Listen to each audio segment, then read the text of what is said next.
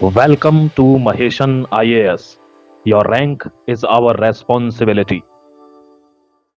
जय हिंद दोस्तों। आज का ये वीडियो आप सबके लिए काफी इंपॉर्टेंट होगा। हम सिर्फ एक वीडियो में अलग अलग टॉपिक्स को अलग अलग डायमेंशंस के साथ समझने की कोशिश करेंगे। फिलहाल बात करेंगे 15 फरवरी की। दोस्तों आप सबको पता होगा कि 14 फरवरी 2019 में क्या हुआ था भारत में। भारत के सैनिकों पे, वीर सपूतों पे कुछ कायरों ने धोखेबाजी से तरीके से, गलत तरीके से जो है हमला करके हमारे वीर जवानों को शहीद कर दिया। मैंने आप सबको बताया था पिछले वीडियोस में कि 14 फरवरी 2019 का जो बदला है वो 15 फरवरी 2026 को लिया जाएगा। और दोस्तों कल का दिन तो कह सकते हैं हमारे चेहरे पे सिर्फ स्माइल ही स्माइल थी। मतलब चेहरे पे कभी भी किसी भी भारतीय के चेहरे पर एक सेकंड के लिए कोई शिकन नहीं आया। कभी भी हमें ऐसा नहीं लगा कि हमारे मैच जो है हमारे हाथ से फिसल रहा है। दोस्तों शुरू से लेकर अंत तक मतलब मैच तो रोमांचक रहा ही नहीं रहा। मैं कह सकता हूं कि भारत ने एक तरफा जीत हासिल की। दोस्तों ईशान किशन की बल्लेबाजी, दोस्तों मैं क्या बताऊं, एक बिहारी 100 पे भारी कहते हैं हम, एक बिहारी पूरे पाकिस्तान पे भारी हो गया। पाकिस्तान का कोई भी बॉलर जो है वो ईशान किशन के सामने टिक नहीं पाया। और हमारे जो गेंदबाजों ने कल जो कहर ढाया है पाकिस्तानियों पर, दोस्तों क्या बात करें। आप सब जो है इसके एक तरीके से आप दर्शक रहे हैं। कल जो आपने पूरा मैच देखा है और उस मैच को देखने के बाद आप एक ही बात कर सकते हैं, वाह क्या बात है टीम इंडिया। टीम इंडिया को जो है हम लोग को सैल्यूट करना चाहिए। उन्होंने जो है अपना दमखम जो है, भारत का दमखम जो है कोलंबो के मैदान पे दिखाया है। और ये हम सब के लिए जो है बहुत ही गौरवान्वित करने वाला विषय है। हालांकि हम लोग वर्ल्ड कप भी जीतेंगे आने वाले समय में और ये भी हम सेलिब्रेशन साथ में मनाएंगे। दोस्तों ये है कल का बहुत ही शानदार मैच में हम ज्यादा डिस्कशन नहीं करेंगे क्योंकि ये पुरानी बात हो गई। पाकिस्तान को हराना हमारे लिए कोई नई बात नहीं है। पाकिस्तान को हमने हमेशा हराया, सिर्फ एक बार को छोड़ दिया जाए। और वो एक बार जो पाकिस्तान ने जो जीता है मैच चैंपियंस ट्रॉफी में, उसका गुणगान तो वो हमेशा गाता है। कल जो सिट्टी पिटी गुम हो गई थी पाकिस्तानियों की, मैं क्या बताऊं दोस्तों। इतनी हंसी आ रही थी मैच को देखकर कि मैं क्या बताऊं। और हंसी ये भी सोच के आ रही थी कि वो व्यक्ति जो कहते थे कि 15 फरवरी वाला मैच चाहिए, कप्तान साहब 15 फरवरी वाला मैच चाहिए, उनके लिए तो मतलब हंसी आ रही थी। उनका चेहरा याद आ रहा था और उन सारे यूट्यूबरों का चेहरा याद आ रहा था। उन सारे दिग्गज जो बल्लेबाज है पाकिस्तान के, उनका चेहरा याद आ रहा था, जो बड़े बड़े दावे कर रहे थे, जो कह रहे थे कि भाई अभिषेक शर्मा को आना चाहिए और अभिषेक शर्मा के सामने हम खेलेंगे। अभिषेक शर्मा तो चला ही नहीं दोस्तों। अगर वो चला रहता तो 200 का आंकड़ा जो है पार करने में हमें ज्यादा समय नहीं लगता। फिलहाल एक ही बिहारी जो है वो आप सब पे भारी पड़ा, पूरे पाकिस्तानियों पे भारी पड़ा। ये है कुछ डेटा, आप सबको पता होगा। ईशान किशन जो है विस्फोटक बल्लेबाज, कल जो है लंबी पारी खेली उन्होंने और उन्होंने साबित कर दिया कि भारतीय टीम में उनकी जगह को कोई और नहीं ले सकता। लंबे समय से वो बाहर थे भारतीय टीम से, लेकिन जब वापसी हुई तो ऐसी वापसी हुई कि पूरे भारत के लोगों के साथ साथ पूरे पाकिस्तानियों को उन्होंने जो है अपना दमखम दिखा दिया। ये है पूरा रिकॉर्ड, आप सबने देखा होगा। और ये तो एक तरीके से कबूतर बन के रह गया और इसकी सिट्टी पिट्टी गुम हो गई थी। और ये तो क्या बोले, इसके बारे में कुछ बात ही नहीं कर सकते। इतिहास भी अगर आप देखोगे, इतिहास में भारत पाकिस्तान के साथ हमें वॉर लड़ना पड़ा है ना चाहते हुए भी, क्योंकि वो हमारे सामने तो टिकता नहीं है। लेकिन क्या करोगे, बताना पड़ता है कि हम तुम्हारे पापा जी हैं। तो पापा को अपने बेटे को सुधारने के लिए क्या करना पड़ता है, कभी कभी 2-4 चमाटा जो है मारना पड़ता है। 1971 याद कर लो, 1947 याद कर लो, 1965 याद कर लो, करगिल वॉर याद कर लो। हमेशा हमने इनके साथ जो है हमारी टकराहट हुई है। और जब भी टकराहट हुई है तो मैदान पे भी देखने को मिला है, क्रिकेट के मैदान पे भी देखने को मिला है। इतिहास आप देख सकते हैं, 1947 का हो, 1952 का हो, फिर जो है आप 2000 से लेकर अभी तक का समय हो, ठीक है ना। पाकिस्तान को तो हमेशा हमने डोमिनेट किया है, पाकिस्तान ने कभी भारत में डोमिनेट नहीं किया। ये इतिहास रहा है। और ये है हमारे देश के पहले प्रधानमंत्री और ये है पाकिस्तान के पहले प्रधानमंत्री। यहां से जो टकराव शुरू हुई थी वो 2026 में भी कायम है। याद करिए वो दोस्तों, जब 1962 से 1977 का समय था, 1965 का वॉर है, 1971 का वॉर है। इस समय हमने मैच नहीं खेला उन लोगों के साथ। भारत अब कल जो है अगर क्रिकेट के मैदान में मैच खेलता है और हैंडशेक नहीं करता है दोस्तों, तो कुछ लोगों को जो है मिर्ची लग जाती है। और मिर्ची लगने का कारण क्या है, वो कहते हैं कि भाई स्पोर्ट्समैन स्पिरिट दिखाओ, वो कहते हैं कि भाई आपके अंदर खेल की भावना नहीं है, ये नहीं है, वो नहीं है। याद कीजिए ना 1965 में क्या हुआ, 1971 में क्या हुआ, 2008 में मुंबई टेरर अटैक में क्या हुआ। ये पिक्चर्स याद कर लो एक बार दोस्तों। आपको उन लोगों को एक जवाब देता हूं, बहुत अच्छा। एक मुझे कमेंट किसी ने किया, आपने देखा होगा कि रशिया और यूक्रेन के बीच में लंबे समय से युद्ध चल रहा है और रशिया के यूक्रेन के बहुत सारे प्लेयर्स जो थे उन्होंने हैंडशेक करने से मना कर दिया। यहां पे देखिए यूक्रेनियन टेनिस प्लेयर है ना, refuses handshake with Hungarian rival over Russia, है ना। तो ऐसा इंसिडेंट्स हमें बहुत सारे देखने को मिले हैं। लेकिन एक कमेंट जो है मुझे बहुत इंप्रेसिव लगा, आप सबको भी पढ़ना चाहिए। You might be liking the handshake of blood soaked hands but present team is not. कुछ लोग हैं भारत में, है ना, भारत में कुछ लोग हैं जो कहते हैं कि भाई हैंडशेक कर लेना चाहिए, तुम ये ड्रामा क्यों करते हो। अरे भाई ड्रामा नहीं है वो, this is our sentiment, this is our feeling, है ना। वो हमारे उन 40 शहीदों के लिए तो 2019 में जो है पुलवामा में अटैक करके उन लोगों ने हमारे जवानों को शहीद कर दिया, उनके लिए हमारी सेंटिमेंट है, फीलिंग है, ये ड्रामा नहीं है ना। तो जो लोग ड्रामा कहते हो उनके लिए एक चीज यहां पे लिखा हुआ, so my humble request that the birds should not chirp, humbles are roaring, hunters are roaring around the, instead of criticising our own, just see the statement your endeavouring Shahid Afridi has given time to time. दोस्तों जब जंगल में शिकारी निकलता है ना बंदूक लेकर, तो चिड़िया चहचहाती नहीं है, चिड़िया चहचहाएंगी तो क्या होगा, शिकारी गोली मार देगा, शिकार कर लेगा। चिड़िया शांत रहती हैं। और ये जो जिनके हाथ जो है खून से रंगे हुए हैं, उनसे कैसे हाथ मिला सकते हैं दोस्तों? हम तो मैच बस इसलिए खेल रहे हैं ताकि तुमको बता सके तुम्हारी औकात क्या है। ऑपरेशन सिंदूर में जो तुम्हारी औकात थी वही औकात जो है तुम्हारी कल भी थी, है ना। ऑपरेशन सिंदूर में भी हारे थे और कल तो तुम्हारी हार हुई ही है। तो अगर शिकारी आता है ना दोस्तों, ये तो शिकारी है ना, छुप के वार करते हैं, छुप के वार करने वाले लोग हैं। तो शिकारी कभी आता तो चिड़िया चहचहाती नहीं है। वही बहुत अच्छा कमेंट लिखा है किसी ने कि the bird shouldn't chirp in the hunters if the hunters are roaming around the institute of criticising our own just see the statement of your own endeavouring Saeed Afridi. अरे ये लोग हमेशा ऐसे ऐसे स्टेटमेंट देते हैं। इन लोगों के क्रिकेटर्स के स्टेटमेंट देख लो, इनके क्रिकेटर्स के जो स्टेटमेंट है वैसे भड़काऊ इतने स्टेटमेंट देते हैं जिसका हम लोग जो है अंदाजा नहीं लगा सकते, है ना। मजा तो तब आएगा जब उन्होंने हिंदुओं के सामने पीच पर पूरा नमाज अदा की। इस तरह का स्टेटमेंट कौन देता है, ये याद करना चाहिए ना। वकार यूनिस ने ये स्टेटमेंट दिया था, है ना। Moral can be sown in front of those who themselves are moralistic, there is always danger of being bitten when hands are drawn with venomous scale. अब मान लो कि जहरीले सांप से अगर हैंडशेक करने जाओगे तो हाथ पे को क्या करेगा, काटेगा ही काटेगा ना, अपना जहर तुम्हारे शरीर में डालेगा ही डालेगा ना। अरे मोरलिस्टिक वैल्यूज हम किसके साथ दिखाएंगे, है ना। तो मोरलिस्टिक वैल्यूज दिखाने तो एक मर्डरर के साथ भी मोरलिस्टिक वैल्यूज दिखाओ, क्योंकि ये तो मर्डरर है ना। हमारे देश के पुलवामा में जो इन लोगों ने किया, जो अभी पिछले साल 2025 में जो घटना हुई जम्मू एंड कश्मीर में, ये लोग क्या है, ये लोग मोरलिस्टिक नहीं है। मोरलिस्टिक वैल्यूज उन्हीं के साथ शो कर सकते हैं जो मोरल वैल्यूज में बिलीव करते हैं। इन लोगों ने मोरल वैल्यूज में तो कभी बिलीव ही नहीं किया। हमने हमेशा कोशिश की, क्या प्रधानमंत्री नरेंद्र मोदी ने यह कोशिश नहीं की कि इनके साथ जो है शांति का समझौता किया जाए? क्या अटल बिहारी वाजपेयी ने यह कोशिश नहीं की? क्या देश के किसी प्रधानमंत्री ने यह इनिशिएटिव नहीं लिया कि भाई पाकिस्तान के साथ हमारे रिश्ते सुधरे? क्या प्रधानमंत्री नरेंद्र मोदी नवाज शरीफ के बेटी की शादी में नहीं गए थे? क्यों गए थे भाई? कोर्डियल रिलेशन बनाना था ना। लेकिन ये वैसे लोग नहीं है, ये जहरीले सांप है। इनके साथ कभी भी अगर हम हाथ मिलाएंगे तो इनका जहर जो है वो हमारे शरीर में आएगा ही आएगा। तो बहुत अच्छा कमेंट इसने लिखा है कि भाई मोरल वैल्यूज हम उन्हीं के साथ दिखा सकते हैं जो मोरल वैल्यूज शो करें। इनके साथ किसी भी तरह का मोरल वैल्यूज हम शो नहीं करेंगे। चाणक्य की नीति याद करो यार। चाणक्य की नीति क्या कहती है? साम दाम दंड भेद। चाणक्य की नीति अगर आपको समझ में आती होगी, अगर आपने अशोक का इतिहास पढ़ा है, आपने चंद्रगुप्त मौर्य का इतिहास पढ़ा है, तो इन लोग का इतिहास बताता है कि भाई जहरीले सांपों से कभी हाथ नहीं मिलाना चाहिए, बल्कि फन को कुचल देना चाहिए। दोस्तों ये आपको याद रखना होगा। और फिलहाल इस देश की क्या बात करें, पाकिस्तान की। मैंने पाकिस्तान के बारे में हमेशा आपको बताया है कि यहाँ का जो सबसे बड़ा क्रिकेटर था इमरान खान, यहाँ का सबसे बड़ा क्रिकेटर जो देश का नेतृत्व किया, प्रधानमंत्री बना, उस ओहदे तक पहुंचा, उसको आज तक इन्होंने काल कोठरी में बंद कर रखा है। उसकी आंखों की रोशनी चली गई और किसी के मुंह से चू तक नहीं निकला। दोस्तों ये डर है आसिम मुनीर का, ये डर है वहां की सत्ता का कि क्रिकेटर अपने मुंह से अपने फेटर्निटी, अपने समुदाय यानी अपने कम्युनिटी के क्रिकेटर के लिए आवाज तक नहीं उठा पाए। हमने इस मुद्दे पर बहुत सारी बातें रखी, उसके बाद से कुछ लोगों को शर्म आई और उन्होंने जो है आवाज उठाना शुरू किया, है ना। मोहम्मद हफीज को देख लो, वकार यूनिस को देख लो, शोएब अख्तर है, वसीम अकरम है। इन लोगों ने बोला कि भाई हमें इमरान खान की जो अभी स्थिति है, जो सिचुएशन है, जो कंडीशन है, उसको देखकर बहुत तरस आ रहा है। हम सरकार से अनुरोध करते हैं, हम आसिम मुनीर से अनुरोध करते हैं, है ना, हम शहबाज शरीफ से अनुरोध करते हैं कि भाई इमरान खान को कम से कम हॉस्पिटल में अच्छा इलाज तो दे दो। अरे ये अपने क्रिकेटर के साथ, जो सबसे बड़ा क्रिकेटर है, जिन्होंने इनको क्रिकेट के क्षेत्र में बहुत लंबी ऊंचाई प्रदान की, बहुत ऊंचे तक ले गया, उसको आज तक ये लोग जो है काल कोठरी में बंद कर रखे हैं। और क्यों बंद कर रखे हैं आप सबको पता होगा। इसकी कहानी तो हमने लंबे समय से डिस्कशन कर रखी है। तो देखो ना, अब जो है इनके मुंह से अब आवाज निकली है, 14 फरवरी को आवाज निकली है इनके मुंह से। लंबे समय से क्रिकेटर जो है इमरान खान, वो जेल में पड़ा हुआ है, उसकी आंखों की रोशनी चली गई, उसका हेल्थ कंडीशन खराब हो गया, उसके रिलेटेड बहुत सारी न्यूज़ें आती रहती है। पाकिस्तान का सुप्रीम कोर्ट को इंटरवीन करना पड़ा, उसके घर वाले जो है इमरान खान के हाथ पैर पकड़ रहे हैं कि भाई मेरे पिता को, मेरे भाई को, मेरे बेटे को इलाज करा दो, इमरान खान की इलाज करा दो। लेकिन इलाज तक नहीं करा रही ये लोग, सोचना पड़ेगा हमको। और फिर से इसकी क्या बात करें दोस्तों, ये तो बेशरम है, मैच से पहले ही भाग जाता है। इसको पता चल जाता है कि भाई अब तो हमारा कुछ नहीं हो सकता। जैसे ही 175 170 पास हुआ, बोर्ड पे जो है 175 मार्क्स, 175 जो है रन लग गए, वैसे इसको पता चल गया कि अब तो कुछ नहीं हो सकता पाकिस्तान का, है ना। और पाकिस्तान की जो हार हुई है वो तो कल हमने सबने देखा है। दोस्तों आगे बात करते हैं, एक ब्लास्ट हुआ है भुवनेश्वर में दोस्तों। और ब्लास्ट जो भुवनेश्वर में हुआ है वो क्यों हुआ है, देखो जरा। बहुत ही एक सोची समझी रणनीति बनाई जाती है कुछ लोगों के द्वारा। कौन है इसमें भाई? तो कह रहा है कि preliminary finding suggest that the Shahnawaz Malik है, नाम ध्यान रखना दोस्तों, along with his associate आमिया Malik, his mother and another accomplice was allegedly involved in manufacturing of explosive device at the house।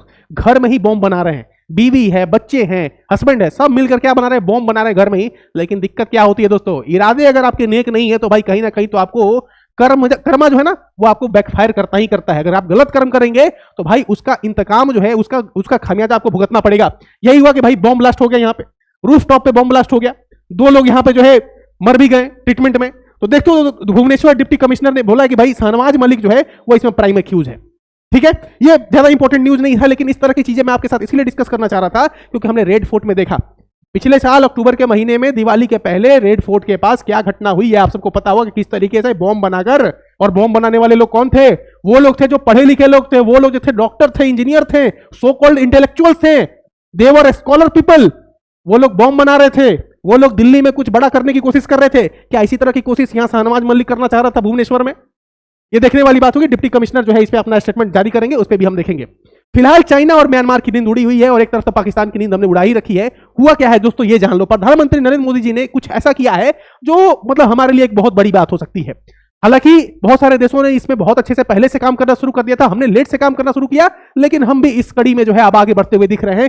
PM Modi inaugurate north east first emergency landing facility. मान लो कि कल चाइना हमारे पास अटैक कर दिया, चाइना हमारे देश पर अटैक किया और वहां पे उसने हमारे सारे स्ट्रैटेजिक जो पॉइंट्स हैं उस पर अटैक कर दिया मान लो, और हमारे पास कोई इमरजेंसी लैंडिंग फैसिलिटी अगर उस सिचुएशन में नहीं हो तो सोचो भारत के लिए कितनी दिक्कत की बात हो जाएगी।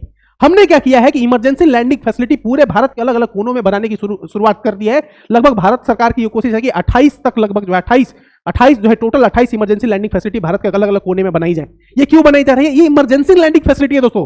कभी भी आपातकाल की स्थिति में भारत पर किसी तरह का कोई अटैक होता है, खुदा ना करे, भगवान ना करे कभी इस तरह की घटना हो भारत पर, लेकिन ऐसा कुछ होता है तो भारत पूरी तरीके से सक्षम हो मुंह तोड़ जवाब देने के लिए। इसीलिए प्रधानमंत्री नरेंद्र मोदी ने नॉर्थ ईस्ट से इसकी शुरुआत की है। और नॉर्थ ईस्ट में शुरुआत करने का मतलब क्या है कि चाइना को, बांग्लादेश को, म्यांमार को ये संकेत देना कि भाई नॉर्थ ईस्ट पे जो ये हमारे 7 सिस्टर्स हैं, अरुणाचल है, मणिपुर है ना, ये जितने भी 7 सिस्टर है ना, इसके ऊपर जो है अपनी बुरी नजर मत रखो। आप सबको पता होगा बांग्लादेश हो, चाइना उधर अरुणाचल प्रदेश में, म्यांमार हो, बांग्लादेश हो, इन सब की कोशिश रहती है कि 7 सिस्टर में कुछ ना कुछ इधर उधर करता रहा जाए, है ना।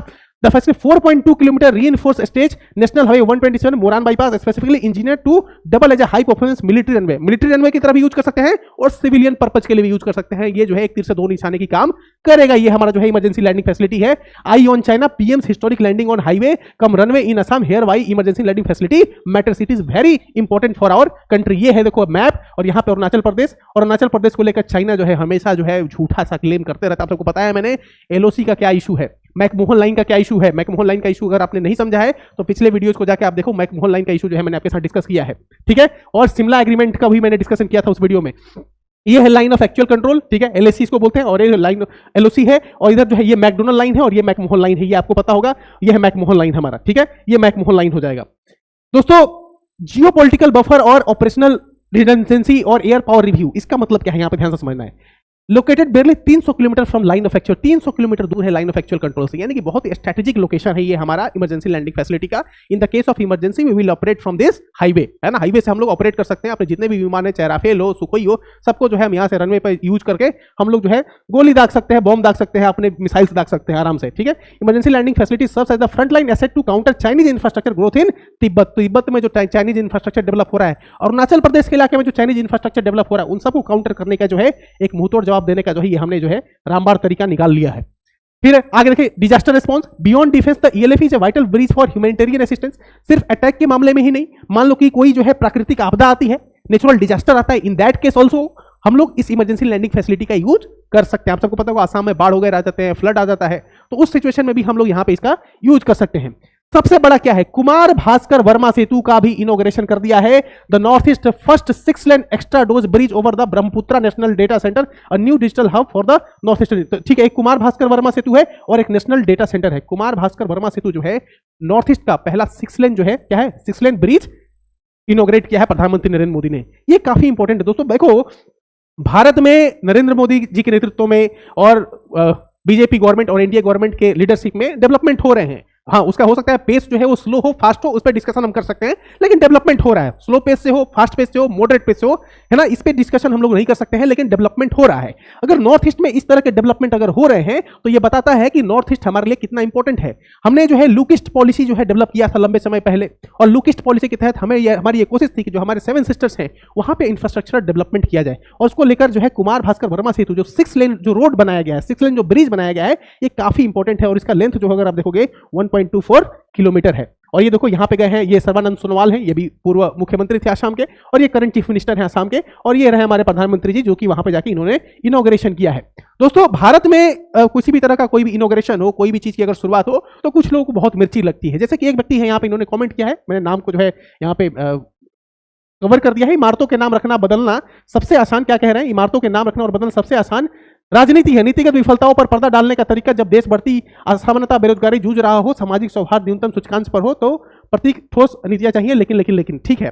तो ये व्यक्ति क्या कह रहा है कि भाई नाम बदलने से कुछ नहीं होता, नाम बदलने से कुछ नहीं होता, देश में सिर्फ नाम ही बदले जा रहे हैं। दूसरा ये व्यक्ति क्या कहता है कि भाई पॉवर्टी में, अनएम्प्लॉयमेंट में, बेरोजगारी में, गरीबी में भारत का जो है इंडेक्स जितने भी है उसमें काफी नीचे पायदान पे है। अरे दोस्तों, इंफ्रास्ट्रक्चर डेवलपमेंट हम नहीं करेंगे, है ना, और नई नई रणनीतियां नहीं बनेंगे, नई नई पॉलिसीज नहीं आएंगे, नए नए डेवलपमेंट वर्क नहीं करेंगे। देखो भारत में सबसे बड़ा डेवलपमेंट क्या हो रहा है अभी, भारत में अभी डेवलपमेंट एआई के फील्ड में बहुत ज्यादा हो रहा है, और एआई को लेकर भारत में सबसे बड़ा समिट होने जा रहा है, उसके बारे में मैं आपको बताऊंगा।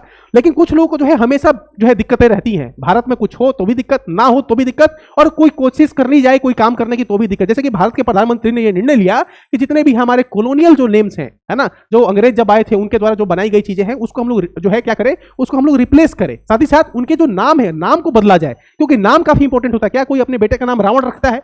सब कोई अपने बेटे का नाम राम रखना चाहता है, रावण कोई नहीं रखना चाहता। क्या कोई अपने बेटे का नाम कंस रखना चाहता है? कंस नहीं रखना चाहता, कृष्ण रखना चाहता है। तो ये समझना होगा। जैसे कि पहले पीएमओ था, इसको सेवा तीर्थ कहा गया। ये प्राइम मिनिस्टर का ऑफिस है, इसको सेवा तीर्थ कहा गया। केंद्रीय सचिवालय को कर्तव्य भवन, ठीक है, राजभवन को लोक भवन। अरे लोक भवन क्यों नहीं कहा जाएगा भाई?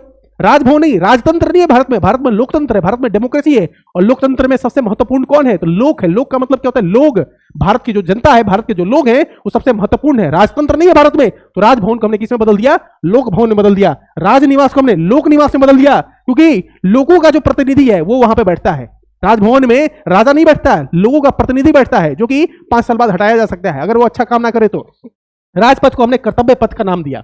दोस्तों इस तरह के नाम हमने क्यों चेंज किया, इसके पीछे की रणनीति आपको समझनी होगी। हमारा जो इतिहास है, हमारा जो एक तरीके से गौरवपूर्ण इतिहास रहा है, उसको रिवाइव करने की जरूरत है। बीच में सैकड़ों वर्षों तक इस्लाम का कब्जा रहा भारत पर, सैकड़ों वर्षों तक अंग्रेजों का कब्जा रहा।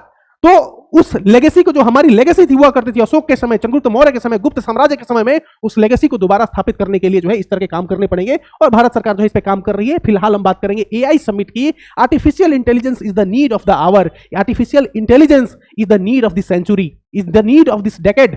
इस दशक की, इस शताब्दी की सबसे बड़ी अगर कोई जरूरत है तो वह है आर्टिफिशियल इंटेलिजेंस। अगर इसमें आप पीछे रह गए तो दोस्तों ध्यान रखना है कि आपको बहुत जल्द रिप्लेस किया जा सकता है। तो आर्टिफिशियल इंटेलिजेंस के बारे में पूरे भारत को अवगत कराने के लिए, भारत को आर्टिफिशियल इंटेलिजेंस के क्षेत्र में शीर्ष पर पहुंचाने के लिए एक बहुत बड़ा समिट का आयोजन किया जा रहा है। आप सबको पता होगा कि भारत के प्रधानमंत्री का न्योता आया हुआ था। कहां से? बांग्लादेश से न्योता आया हुआ था। लेकिन मेरे बेवकूफों, भारत में इतना बड़ा समिट हो रहा है, तुम्हें सोचना चाहिए कि भारत के प्रधानमंत्री नहीं जा सकते, है ना। उसके बारे में बताऊंगा मैं आपको। फिलहाल जो है एआई समिट हो रहा है, 100 से ज्यादा देश पार्टिसिपेट कर रहे हैं, लेकिन हमारा पड़ोसी, वो पड़ोसी जो कुत्ते की शेप में है, कुत्ते के शेप में कौन है पता होगा आपको, उसको नहीं बुलाएगा। भिखमंगों की जरूरत नहीं है यहाँ पे। भिखमंगे आके क्या करेंगे भाई? भिखमंगे आके लाइबिलिटी बनेंगे, एसेट नहीं है ये हमारे लिए, लाइबिलिटी है। तो जीवन में कभी भी एसेट बनाना चाहिए, लाइबिलिटी नहीं होनी चाहिए। अगर आपके जीवन में भी लाइबिलिटी है तो उसको मार के भगा दीजिए, एसेट बनाइए। तो हमने जो है लाइबिलिटीज को भगा दिया है, और फिलहाल जो है भारत में ये लोग आने वाले हैं, ये सारे राष्ट्रपति हैं, है ना, ये सारे राष्ट्रपति आ रहे हैं, इमैनुअल मैक्रो भी है, ये सारे राष्ट्रपति जो है भारत में पहुंचने वाले हैं। और भारत में क्यों पहुंचने वाले हैं? क्योंकि एआई समिट में इन लोगों को पार्टिसिपेट करना है। फिलहाल सुंदर पिचाई से लेकर जितने भी कंपनीज के जो सीईओ हैं, जो मल्टीनेशनल कॉर्पोरेशंस हैं,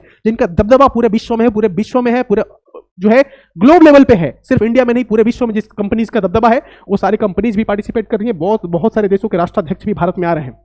लेकिन इसी बीच एक बहुत बड़ी खबर, आप सबको पता होगा कि बांग्लादेश में नई सरकार बन चुकी है। किसका प्रधानमंत्री बनना है ये तय हो चुका है। यह व्यक्ति ओथ लेने वाला है 17 फरवरी को, यानी कि कल जो है इनका ओथ सेरेमनी है, शपथ ग्रहण समारोह है। बहुत सारे देशों के नेताओं को जो है आमंत्रण दिया गया है, लगभग 10 से ज्यादा देशों के राष्ट्राध्यक्षों को निमंत्रण दिया गया है। लेकिन भारत के जो राष्ट्राध्यक्ष हैं हमारे, एक तरीके से जो सरकार के राष्ट्राध्यक्ष हैं, दो तरह के राष्ट्राध्यक्ष होते हैं। एक तो देखो, एक तो हेड ऑफ द स्टेट होता है, एक हेड ऑफ द गवर्नमेंट होता है, यानी एक सरकार का हेड होता है, सरकार का मुखिया होता है, और एक राष्ट्र का अध्यक्ष जिसको हम लोग राष्ट्रपति कहते हैं, और सरकार का जो हेड होता है उसको हम लोग प्रधानमंत्री कहते हैं। तो प्रधानमंत्री का न्योता मिला हुआ था, लेकिन प्रधानमंत्री की तरफ से कोई और व्यक्ति रिप्रेजेंट करेंगे भारत को, क्योंकि प्रधानमंत्री जो है इस समय भारत में एआई समिट में बिजी है। बहुत सारे लीडर्स जो आ रहे हैं, प्रेसिडेंट्स आ रहे हैं, उन सबको वेलकम करेंगे और भारत जो है उन सारी दिशाओं में आगे बढ़ेगा। फिलहाल जो है बांग्लादेश में जो है प्रधानमंत्री नरेंद्र मोदी नहीं जा रहे हैं। इनके जगह पे जो है जाएंगे, वो कौन जाएंगे? तो लोकसभा के स्पीकर यानी कि ओम बिरला जी जाएंगे, और हमारे जो सेक्रेटरी हैं, है ना, हमारे जो सेक्रेटरी हैं डिफेंस, माफ करना, फॉरेन मिनिस्ट्री के विक्रम मिस्त्री सर भी जो है यहाँ पे रिप्रेजेंट करेंगे। तो दो व्यक्ति भारत से रिप्रेजेंट करने के लिए कल जो है रिप्रेजेंट करने के लिए कहां पे? ओथ सेरेमनी में, बांग्लादेश के प्राइम मिनिस्टर को ओथ सेरेमनी में पार्टिसिपेट करेंगे। दोस्तों ये एक मैप है, इस पे हम लोग डिस्कशन करने वाले हैं, और साथ ही साथ एक बहुत बड़ी news, just landed in Chandigarh, looking forward to visiting the western command of the Indian army. ये व्यक्ति सर्जियो गोर, ये क्यों जा रहा है? कहां पे? इंडियन आर्मी के वेस्टर्न कमांड में। दोस्तों ये बहुत बड़ी खबर है। इसके पीछे की क्या रणनीति है, इसके पीछे की क्या सोच है, इसके बारे में मैं एक और वीडियो लेके आऊंगा। आप वो वीडियो जरूर देखिएगा कि सर्जियो गोर का इंडियन आर्मी के हेडक्वार्टर से क्या लेना देना है और ये किस कैपेसिटी में सर्जियो गोर जो है वो जा रहा है, कहां पे, सेना के कमान हेडक्वार्टर में, किस कैपेसिटी में जा रहा है। भारतीय आर्मी के हेडक्वार्टर में जाने का क्या मतलब बनता है सर्जियो गोर का, जो कि एक तरीके से ट्रंप का क्या है आपको पता ही है। सर्जियो गोर और ट्रंप की क्या रिश्ते हैं इसके बारे में आप सब जानते हैं, कितना क्लोज है सर्जियो गोर डोनाल्ड ट्रंप से। फिलहाल ये जो डेटा है दोस्तों ये काफी चिंताजनक है। आप सबको पता होगा कि बांग्लादेश में जो चुनाव हुए हैं उसके नतीजे जो है बहुत ही चौंकाने वाले हैं। किसके लिए? भारत के लिए। भारत में बंगाल में चुनाव होने वाला है। बंगाल में टीएमसी की सरकार है, ममता बनर्जी की सरकार है, तृणमूल कांग्रेस की सरकार है और ये है बंगाल। ठीक है, ये दोस्तों ये है बंगाल और ये है बांग्लादेश। दोस्तों ये जो जीत हासिल हुई है किसकी? जमात की, वो काफी चिंताजनक है। इसके बारे में भी मैं एक वीडियो लेके आऊंगा, वो वीडियो भी जरूर देखना आप। वीडियो काफी लंबा हो गया है, नहीं तो इसी वीडियो में इस टॉपिक को भी मैं डिस्कस करता, लेकिन इसके लेकर मैं एक और वीडियो लेके आऊंगा, वो वीडियो जरूर देखिएगा। वहां पे आपको समझ में आएगा कि टीएमसी, बंगाल या ममता बनर्जी और उनकी सरकार जो है उनको किस तरीके से फायदा और नुकसान होने वाला है जमात के इन सारे क्षेत्रों में जीतने की वजह से। और भाजपा की क्या रणनीति होगी इसको भी समझना होगा। हमारे राष्ट्र की एकता अखंडता के लिए इस पर क्या असर पड़ने वाला इसको समझना होगा। और भारत की जो खुफिया एजेंसी है वो इसके लिए क्या तैयारी कर रही है इसको भी समझना होगा। इस पर हम किसी और वीडियो में जो है डिस्कस करने वाले हैं, वो वीडियो भी लेकर आऊंगा। ये वीडियो आपको कैसा लगा ये जरूर बताना। इस एक वीडियो में हमने अलग अलग डायमेंशन से सारे टॉपिक को टच किया है। आपके क्या विचार है, अपने विचार को जो है कमेंट सेक्शन में लिखिए और आपके कोई भी डाउट है, क्वेश्चन है, उसको भी जरूर लिखिए ताकि हम उनको एड्रेस कर सके नेक्स्ट वीडियो में। Thank you so much for watching this video. मिलते हैं नए वीडियो में नए टॉपिक के साथ। Take care, have a good day.